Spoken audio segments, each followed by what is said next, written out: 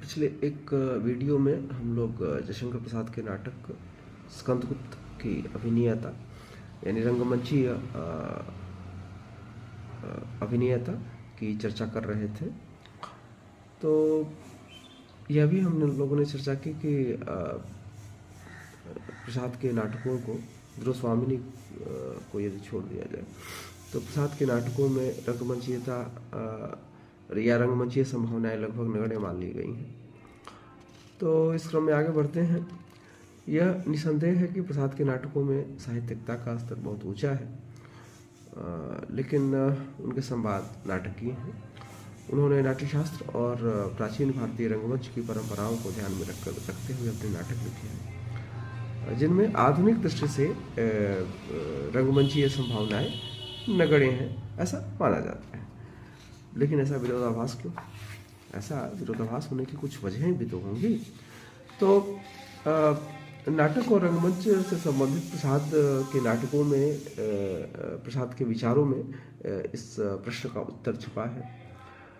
उनके नाटकों के मंचन में गिनाई की समस्याओं को यदि देखें तो पहला आक्षेप तो यह है कि उनके पात्रों की भाषा अत्यधिक संस्कृतनिष्ठ है।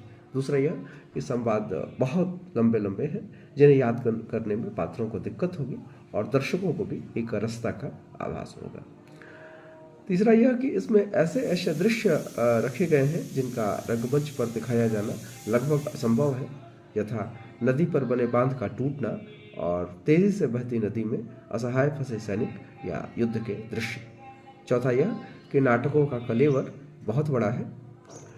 अंतिम आक्षेप यह लगाया जाता है कि नाटकों में बहुत अधिक स्वगत कथन है, जो इसे बोझिल बना देते हैं। भाषा की अस्वाभाविकता का आरोप लगाने वालों के लिए प्रसाद दिखते हैं। ऐसे तर्क से तो आज के मुगलकालीन नाटकों में मुगलों से लखनवी उर्दू बोलवानी चाहिए, या फिर राजपूतों को राजस्थानी भाषा भी आनी चाहिए और असभ्य पात्रों को जंगली भाषा। इतने पर क्या नाटक हिंदी का ही रह जाएगा? उनका विचार है कि देश और काल के अनुसार सांस्कृतिक दृष्टि से भाषा में पूर्ण अभिव्यक्ति होनी चाहिए और सरलता और कृष्णता पात्रों के भावों और विचारों के अनुसार भाषा में स्वतः होती है।